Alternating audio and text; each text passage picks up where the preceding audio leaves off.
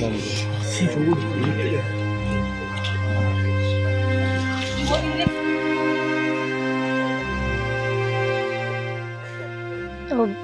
ನಾವು ಅಲ್ಲಿ ಕಾದಿದ್ವಿ, ಬರ್ತಾರೆ ಅಂತ ತುಂಬ ಹೊತ್ತಿದ್ವಿ, ಕಾದಿದ್ವಿ, ಬರಲಿಲ್ಲ. ಮತ್ತೆ ಸೀದಾ ಹೋದ್ವಿ, ಅವರ ಅಮ್ಮನಿಗೆ ಕಾಲ್ ಮಾಡಿದ್ವಿ. ಅವಾಗ ಹೇಳಿದ್ರು ಅವ್ರಿಗೂ ಬರಲಿಲ್ಲ ಅಂತ. ಮತ್ತೆ ಹುಡುಕ್ಲಿಕ್ಕೆ ಸ್ಟಾರ್ಟ್ ಮಾಡಿದ್ವಿ. ಹುಡುಕಾಡುವಾಗ ಕೆರೆಯ ಬದಿಯಲ್ಲಿ ರಕ್ತದ ಕಲೆ ಒಂದು ಕಲ್ಲಿಗೆ ಮತ್ತೆ ಸಿಕ್ತು. ನೀರಿನಲ್ಲಿ ಯಾವ ಇದು ಕೂಡ ರಕ್ತದ ಅಂಶ ನಮಗೆ ಕಂಡು ಬರಲಿಲ್ಲ. ಅಲ್ಲಲ್ಲಿ ಬೊಟ್ಟು ಆ ತಲೆವರೆಗೆ ದಾರಿ ಉದ್ದಕ್ಕೂ ಅದನ್ನು ಪೊಲೀಸರು ಕೂಡ ಮಾಡಿದ್ದಾರೆ. ತಲೆಗೆ ಗಾಯ ಇದ್ದ ಕಾರಣ ಏನು ಅಂತೇಳಿ ನನಗೆ ಅನುಮಾನ ಅಷ್ಟೇ.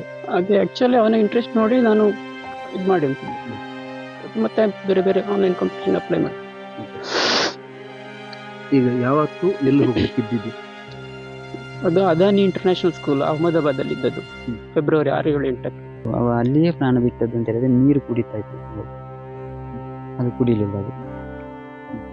ಅದು ಸಾಧಾರಣ ಕೊಂಡೋಗಿ ಹಾಕಿ ತಲೆಗೆ ಏಟುಂಟು, ಹಾಕಿದಾಗಿ ಕಾಣ್ತಾ ಉಂಟು ನನಗೆ. ಒಂದು ಬಹಳ ದುರದೃಷ್ಟಕರವಾಗಿರ್ತಕ್ಕಂಥ ಘಟನೆ. ಅಧಿಕಾರಿಗಳ ಜೊತೆ ಚರ್ಚೆಯನ್ನು ಸಹ ಮಾಡಿದ್ದೇನೆ. ತಕ್ಷಣಕ್ಕೆ ಇದರ ಸಮಗ್ರ ತನಿಖೆ ಮಾಡಬೇಕೆನ್ನುವಂಥ ನಿರ್ದೇಶನವನ್ನು ಸಹ ಕೊಟ್ಟಿದ್ದೇನೆ. ಪಕ್ಕದಲ್ಲಿ ಅವ್ರದ್ದು ಬ್ಲಡ್ ನೋವು ಇದೆ. ಇದರದ ಬಗ್ಗೆ ಈಗ ಬೆಳಗ್ಗೆ ಮಿಸ್ಸಿಂಗ್ ಆಗಿದ್ದಾರೆ ಅಂತ ಅದು ಕೇಸ್ ಆಗಿದೆ. ಅದರ ಮೇಲೆ ಈಗ ಇನ್ಕ್ವೆಸ್ಟ್ ಮತ್ತೆ ಪೋಸ್ಟ್ ಮಾರ್ಟಮ್ ಮಾಡಿ ಮತ್ತೆ ಕಾನೂನು ರೀತಿಯಲ್ಲಿ ಕ್ರಮ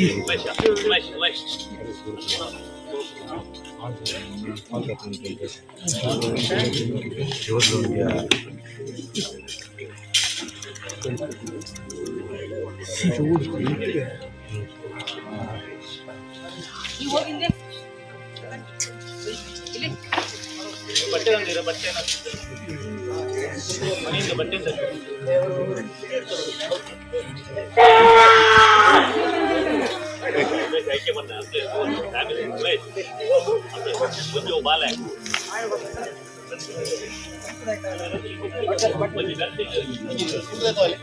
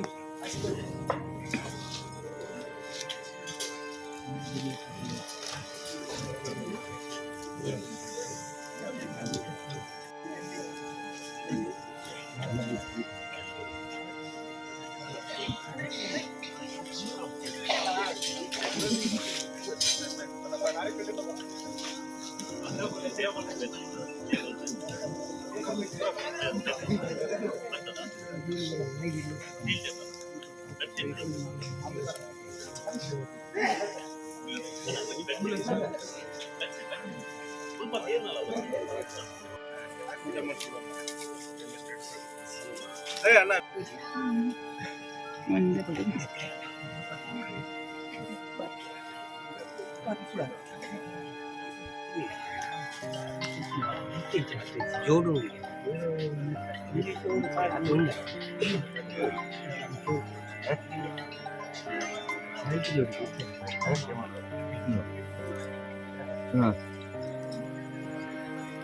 ಸರಿ ಸರಿ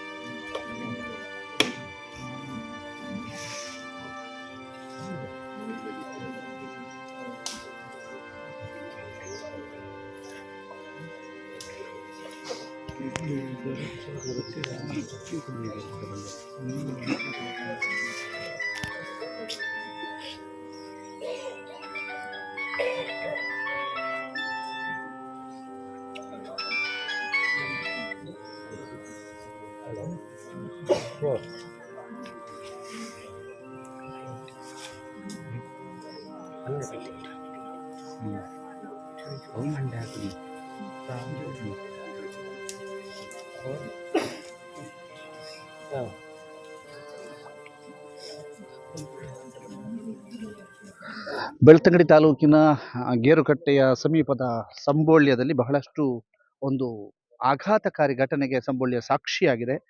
ಈಗ ತಾವು ನೋಡ್ತಾ ಇದ್ದೀರಿ ಸಂಬೋಳ್ಯದ ಸುತ್ತಮುತ್ತ ಜನ ಯಾವ ರೀತಿಯಾಗಿ ಸೇರಿದ್ದಾರೆ ಅನ್ನುವಂಥದ್ದು.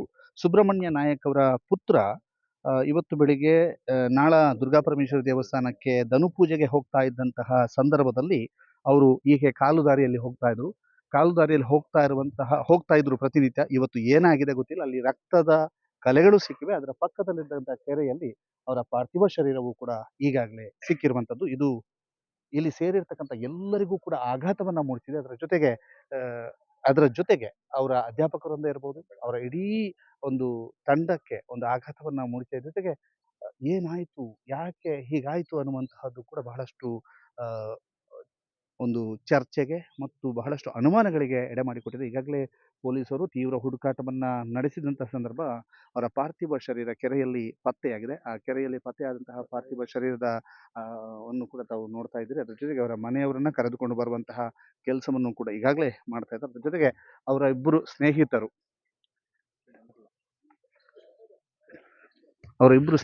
ಏನು ಅಂತಂದ್ರೆ ನಿತ್ಯವೂ ಕೂಡ ಇವರು ಒಟ್ಟಿಗೆ ಧನು ಪೂಜೆಗೆ ಹೋಗ್ತಾ ಇದ್ರು ಅಂತ ಅಲ್ವಾ?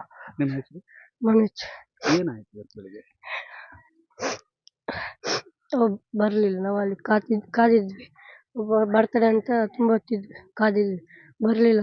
ಮತ್ತೆ ಸೀದಾ ಹೋದ್ವಿ ಪೂಜೆಗೆ. ಅಲ್ಲ, ಈಗ ಅಲ್ಲಿಂದ ಅವ್ರು ಹೇಗ್ ಬರೋದು? ನಡ್ಕೊಂಡು ಬರೋದು. ಅಲ್ಲಿ ಸೈಕಲ್ ಇತ್ತಾ? ಅಲ್ಲಿ ಸೈಕಲ್ ಹಿಡಿದು.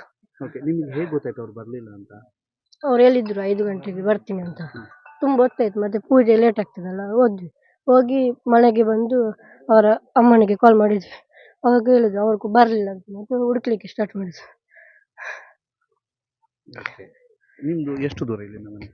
ನನ್ನದು ಮಂಜೀರ್ಪುರ. ಒಂದೇ ಕ್ಲಾಸ್ ಅಲ್ಲಿ ಫ್ರೆಂಡ್ಸ್. ಅವ್ರು ಹೇಗಿದ್ರು ಓದೋದ್ರಲ್ಲೆಲ್ಲ? ಕಲಿತಿದ್ರು. ನಿಮ್ಮ ಹೆಸರು? ವೈಶಾಖ್. ನೀವು ತೋಟಿಗೆ ಹೋಗ್ತಾ ಇದ್ರಿ? ನಾನು ಹೋಗುದಿಲ್ಲ ಧನು ಪೂಜೆಗೆ. ನಾನು ಫ್ರೆಂಡ್ ಅವನು ಅಷ್ಟೇ. ಹೋಗ್ಲಿಲ್ಲ? ನಾನು ಹೋಗುದಿಲ್ಲ ಧನು ಪೂಜೆ. ಇಬ್ರು ಕೂಡ ಭಾವುಕರಾಗಿದ್ದಾರೆ. ಅವ್ರನ್ನ ಹೆಚ್ಚು ಮಾತನಾಡಿಸುವುದಿಲ್ಲ, ಬದಲಾಗಿ ಆತ್ಮೀಯ ಸ್ನೇಹಿತ ಧನು ಪೂಜೆಗೆ ಬರ್ತಾರೆ ಅಂತ ಅಂದುಕೊಂಡಂತಹ ಸಂದರ್ಭದಲ್ಲಿ ಅವರು ಬರಲಿಲ್ಲ. ಅವರಿಬ್ಬರು ಕೂಡ ಅವರು ಧನು ಪೂಜೆಗೆ ಹೋಗ್ತಾರೆ. ಧನು ಪೂಜೆಗೆ ಹೋಗಿ ವಾಪಸ್ ಆಗುವಂಥ ಸಂದರ್ಭದಲ್ಲಿ ಮನೆಯವರಿಗೆ ಕರೆ ಮಾಡ್ತಾರೆ, ಯಾಕೆ ಬರಲಿಲ್ಲ ಅವ ಅಂತ. ಆ ನಂತರ ಮನೆಯಿಂದ ಹೇಳ್ತಾರೆ ಬಂದಿದ್ದಾನೆ ಅಂತ. ಮತ್ತೆ ಹುಡುಕಾಟ ಆರಂಭ ಆಗ್ತದೆ. ಈ ಸಂದರ್ಭದಲ್ಲಿ ಇಲ್ಲಿ ರಕ್ತ ಎಲ್ಲ ಪತ್ತೆ ಆಗ್ತದೆ. ನೋಡೋ ಮತ್ತಷ್ಟು ಜನರನ್ನ ಮಾತನಾಡಿಸುವ. ಪಾರ್ಥಿವ ಶರೀರ ಸಿಕ್ಕಿದೆ. ಅವರ ತಂದೆ ನಾಯಕ್ ಅವರಿದ್ದಾರೆ, ಅವ್ರನ್ನ ಮಾತನಾಡಿಸಬೇಕು. ನಮಸ್ತೆ ಸರ್, ಬೆಳಿಗ್ಗೆ ಏನಾಯ್ತು? ಬೆಳಿಗ್ಗೆ ಯಾವಾಗಲೂ ವಾರದಲ್ಲಿ ಒಂದು ದಿವಸ ದನ ಪೂಜೆಗೆ ಹೋಗ್ತಾನೆ, ನಾಲದುರ್ಗಾ ಪರಮೇಶ್ವರಿ ದೇವಸ್ಥಾನಕ್ಕೆ. ಅದೇ ರೀತಿ ಇವತ್ತು ಕೂಡ ಲಾಸ್ಟ್ ಸಂಕ್ರಾಂತಿಗೆ ನಾನು ಹೋಗ್ತೇನೆ ಅಂತೇಳಿ ರಾತ್ರಿ ಹೇಳಿದ್ದ. ರಾತ್ರಿಯಲ್ಲಿ ಅವನ ಡ್ರೆಸ್ಸನ್ನೆಲ್ಲ ಇಡು ಅಂತ ಹೇಳಿ ಡ್ರೆಸ್ಸನ್ನೆಲ್ಲ ಇಟ್ಟು ಅವ ಮಲಗಿದ. ಅದರ ನಂತರ ನಾವು 1 ಗಂಟೆ ಕಳೆದು ನಾವು ಮಲಗಿದೆವು. ಅವ ಮತ್ತು ಅಣ್ಣ ಒಟ್ಟಿಗೆ ಮಲಗ್ತಾರೆ, ನಾನಲ್ಲಿ ಹೊರಗೆ ಮಲಗ್ತಾ ಇರ್ತೇನೆ. ಅವ ಬೆಳಿಗ್ಗೆ ನಮ್ಮನ್ನು ಕರೆಯುವುದಿಲ್ಲ, ಉಪದ್ರ ಆಗ್ತದೆ ಅಂತೇಳಿ. ಹಾಗೆ ಅವ ಎದ್ದು ಹೋದ ದನ ಪೂಜೆಗೆ ಅಂತೇಳಿ ಹೋದ ಹುಡುಗ. ಎಷ್ಟು ಜನ ಮಕ್ಕಳು? ಮಕ್ಕಳು 3, 2 ಗಂಡು, 1 ಹೆಣ್ಣು. ಇವ ನಡುವಿನವ. ಈಗ ಅವ್ರು ಇಲ್ಲ ಅಂತ ಗೊತ್ತಾದ್ದು ಹೇಗೆ? ಅದು ಬೆಳಿಗ್ಗೆ ಹೋಗಿ 7 ಗಂಟೆ ಆಗುವಾಗ ಅವನ ಫ್ರೆಂಡ್ಸ್ ದೇವಸ್ಥಾನಕ್ಕೆ ಒಟ್ಟಿಗೆ ಹೋಗುದು. ಅಲ್ಲಿಂದ ಸೈಕಲ್ ಇರ್ತಾರೆ ಅಲ್ಲಿಂದ ಒಟ್ಟಿಗೆ ಹೋಗುದು. ಅಲ್ಲಿಗೆ ಅವ ಬರಲಿಲ್ಲ. ಹಾಗಾಗಿ ಅವ ಬೆಳಿಗ್ಗೆ ಫೋನ್ ಮಾಡಿದ, ಅಣ್ಣ ಏನು ಸುಮಂತ್ ಬರಲಿಲ್ಲ. ನಾವು ಹೇಳಿದೆವು ಮನೆಯಿಂದ ಹೊರಟಿದ್ದಾನೆ, ಹೋಗಿದ್ದಾನೆ, ಯಾವಾಗಿನ ಬಂದಿದ್ದಾನೆ, ನಿಮ್ಮೊಟ್ಟಿಗೆ ಹೋಗ್ಲಿಕ್ಕೆ ಬಂದಿದ್ದಾನೆ. ಇಲ್ಲ ಬರಲಿಲ್ಲ ಅಂತ ಹೇಳಿದ. ಹಾಗೆ ಹುಡುಕಾಡಿದೆವು ನಾವು. ಹುಡುಕುವಾಗ ಏನ್ ಸಿಕ್ತು? ಹುಡುಕಾಡುವಾಗ ಕೆರೆಯ ಬದಿಯಲ್ಲಿ ರಕ್ತದ ಕಲೆ ಒಂದು ಕಲ್ಲಿಗೆ ಮಾತ್ರ ಸಿಕ್ತು. ನೀರಿನಲ್ಲಿ ಯಾವ ಇದು ಕೂಡ ರಕ್ತದ ಅಂಶ ನಮಗೆ ಕಂಡು ಬರಲಿಲ್ಲ. ಅಲ್ಲಲ್ಲಿ ಬೊಟ್ಟು ಆ ತಲೆವರೆಗೆ ದಾರಿ ಉದ್ದಕ್ಕೂ. ಅದನ್ನು ಪೊಲೀಸ್ ಕೂಡ ಮಾಡಿದಾರಲ್ಲ. ಏನಾದ್ರು ಅನುಮಾನ ನಿಮಗೆ? ಅನುಮಾನ ಅದೇ ತಲೆಗೆ ಗಾಯ ಇದ್ದ ಕಾರಣ ಏನು ಅಂತೇಳಿ ನನಗೆ ಅನುಮಾನ ಅಷ್ಟೇ.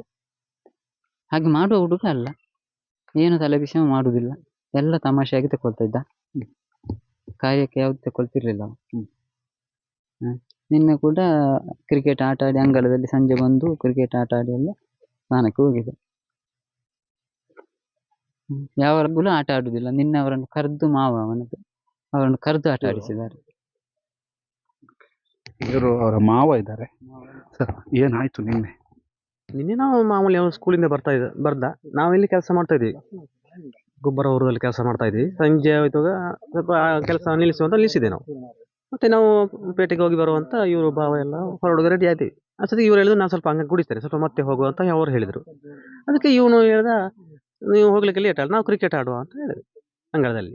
ಹಾಗೆ ಕ್ರಿಕೆಟ್ ಆಡ್ತಾ ಸಾಯಂಕಾಲ ಕತ್ಲವರೆಗೂ ನಾವು ಇಬ್ಬರು ಸಹ ಆಡಿದ್ದೇವೆ ಕ್ರಿಕೆಟ್ ಅಷ್ಟೇ. ಮತ್ತೆ ರಾತ್ರಿ ಅವನು ಊಟ ಮಾಡಿ ಮಲಗಿದ ಅಷ್ಟೇ. ಮತ್ತೆ ಬೆಳಿಗ್ಗೆ ಹೇಳಿದ ದೇವಸ್ಥಾನಕ್ಕೆ ಹೋಗ್ಲಿಕ್ಕೆ ಕೊಡ್ತು ನನಗೆ, ನಾನು ಬೆಳಿಗ್ಗೆ ಹೋಗ್ಬೇಕು ಅಂತ. ಅತಿ ಬೇಗ ಮಲಗಿದ್ದಾನೆ ರಾತ್ರಿ.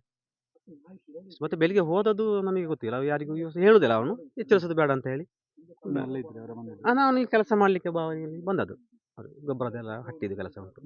ನಮ್ಮ ಹೆಸರು ಲಕ್ಷ್ಮೀನಾರಾಯಣ ಅಂತ. ನಾವು ಹೋಗಿ ಫೋನ್ ಬಂದ ಕಾರಣ ನಾವು ಎದ್ದದ್ದು. ಎಲ್ಲಿಲ್ಲ ಅಷ್ಟುವರೆಗೂ, ಬೆಳಿಗ್ಗೆ ಅಲ್ಲ, ಹೇಳಲಿಲ್ಲ ನಾವು ಎಷ್ಟೊತ್ತಿಗೆ. ಹಾಗೆ ಮತ್ತೆ ಇವರು ಫೋನ್ ಬಂದಾಗ ಹುಡುಕಿದ್ರು, ಮತ್ತೆ ನಾನು ಸಹ ಇದ್ದೆ, ಹುಡುಕಿಗೆ ಶುರು ಮಾಡಿದೆ. ದೂರ ಹೋದ್ವಿ, ಇಲ್ಲೆಲ್ಲ ಹುಡುಕಿದ್ವಿ, ಎಲ್ಲ ಮಿಸ್ ಆಗಿದ್ದು ಎಲ್ಲ ಬೆಳಿಗ್ಗೆ ದಾರಿ ತಪ್ಪಿ ಎಲ್ಲ ಹೋಗಿರುವಂತ ಇಲ್ಲ. ಹಾಗೆ ಈಗ ಹೀಗಾಗಿದೆ. ಎಂತ ಮಾಡೋದು ನೋಡಗ್ಲಿ, ಇನ್ನೆಲ್ಲ ಇದ್ದ ಹುಡುಗ ಇವತ್ತಿಲ್ಲ ಅಂತೇಳಿ. ಅವರ ಅಧ್ಯಾಪಕ ಇದ್ದಾರೆ, ಎಂತಹ ಪ್ರತಿಭಾನ್ವಿತ ಆತ ಅನ್ನುವಂಥದ್ದನ್ನು ಹೇಳ್ತಾರೆ. ಅದರ ಜೊತೆಗೆ ಗುಜರಾತಿಗೆ ಹೊರಟಿದ್ರು ಅನ್ನುವಂಥದ್ದು. ಸರ್, ತಮ್ಮ ಹೆಸರು? ಕೃಷ್ಣ ಪ್ರಸಾದ್. ಹೇಗೆ ಸುಮಂತ್? ಬೋಲ್ಡ್ ಸರ್, ತುಂಬ ಬೋಲ್ಡ್ ನೇಚರ್. ಆ ಬೋಲ್ಡ್ ನೇಚರಿಂದಾಗಿ ನಾನು ಒಂದು ಪ್ರಾಜೆಕ್ಟ್ ಹೇಳಿಕೊಡು ಅಂತೇಳಿ ಹೊರಟದ್ದು. ಎಂತ ಪ್ರಾಜೆಕ್ಟ್? ನದಿಯಿಂದ ಕಸ ತೆಗೆಯುವಂಥದ್ದು. ನದಿಯಿಂದ ಕಸ ತೆಗೆಯುವಂಥದ್ದು. ಎಲ್ಲಿ ಇತ್ತು ಅದು ಪ್ರಾಜೆಕ್ಟ್? ಅದೇ ಆಕ್ಚುಲಿ ಅವನ ಇಂಟ್ರೆಸ್ಟ್ ನೋಡಿ ನಾನು ಇದು ಮಾಡಿ ಅಂತದ್ದು.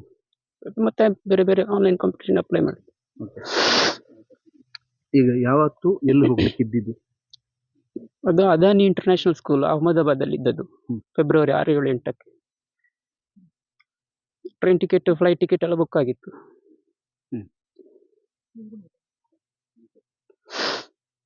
ಏನ್ ಟ್ಯಾಲೆಂಟ್ ಸರ್, ಕಲಿಕೆಯಲ್ಲಿ ಒಂದು ಎವರೇಜ್ 70-80% ಇದ್ರೂ ಕೂಡ ಚುರುಕು, ಭಯಂಕರ ಚುರುಕು ಸರ್, ಭಯಂಕರ ಆಕ್ಟಿವ್.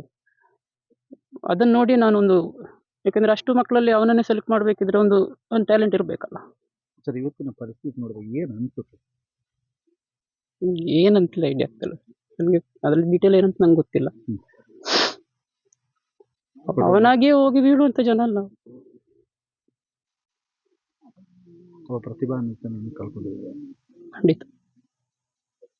ನಾನು ಎಷ್ಟೋ ಸಲ ನಮ್ಮ ಶಾಲೆಯಲ್ಲಿ ಇದ್ದಾಗ ಹೇಳ್ತಾ ಇದ್ದೆ, ದೊಡ್ಡದಾದಾಗ ಒಂದು ಸಮಾಜಕ್ಕೆ ಅಥವಾ ಜನರಿಗೊಂದು ಉಪಯೋಗ ಆಗುವಂಥ ಯಾವುದಾದ್ರೂ ಒಂದು ಮೆಷಿನ್ ಏನಾದರೂ ಒಂದು ಕಂಡಿಡಿದು ಲೋಕಕ್ಕೆ ಒಂದು ಉಪಯೋಗದ ಒಂದು ಏನಾದರೂ ಕಂಡುಹಿಡಿತಾನೆ ಅಂತ ಹೇಳ್ತಾ ಇದ್ದೆ. ನಾನು ಟೀಚರ್ಸ್ ಹತ್ರ ಕೂಡ ಹೇಳ್ತಾ ಇದ್ದೆ.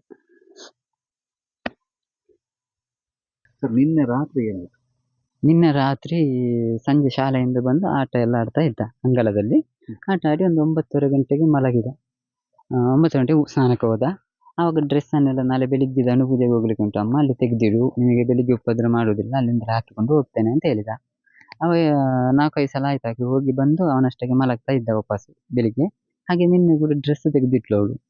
ತೆಗೆದಿಟ್ಟು ಅವ 10 ಗಂಟೆಗೆ ಊಟ ಮಾಡಿ ಮಲಗಿದ. ಯಾವ school ಸರ್? ಅದು Gerukatte high school, Gerukatte high school government, Okay, 9ನೇ ಕ್ಲಾಸ್. 9ನೇ ಕ್ಲಾಸ್. ಅದೇ ರೀತಿ ಇಲ್ಲಿ ನೋಡಿದಾಗ ಏನು ಅನಿಸ್ತು? ಇಲ್ಲಿ ನೋಡಿದಾಗ ನನಗೆ ಸ್ವಲ್ಪ ಒಂದು ಕಡೆಗೆ ಜಾರಿದಾಗೆ ಉಂಟು, ಆದ್ರೆ ಅಷ್ಟು ದೊಡ್ಡ ಅಲ್ಲಿ ಅನುಮಾನಕ್ಕೆ ಸಿಕ್ಕಲಿಲ್ಲ ನನಗೆ. ಆಚೆ ಕಡೆಯಲ್ಲಿ ಆಚೆ ದಿಕ್ಕಿನಲ್ಲಿ ರಕ್ತದ ಕಲೆ ಉಂಟು. ಇಲ್ಲೇ ಆದ್ರೆ ಇಲ್ಲೇ ಬೇಕಿತ್ತಲ್ಲ, ಪುನಃ ಅಲ್ಲಿ ರಕ್ತ ಬರುವ ಚಾನ್ಸ್ ಇರಲಿಲ್ಲಲ್ಲ ಸರ್. ಅದು ಆ ಕಡೆ Okay. ಜಾರಿದ ಕಡೆಯಲ್ಲಿ ಇಲ್ಲ, ರಕ್ತದಂಶ ಯಾವುದೂ ಇಲ್ಲ. ರಕ್ತದಂಶ ಆಚೆ ಕಡೆಯಲ್ಲಿದೆ. ಅದು ಕೂಡ ಬಾಡಿ ಕೂಡ ನೀರು ಕುಡಿದ ಬಾಡಿಯಾಗಿ ಇಲ್ಲ ಅದು.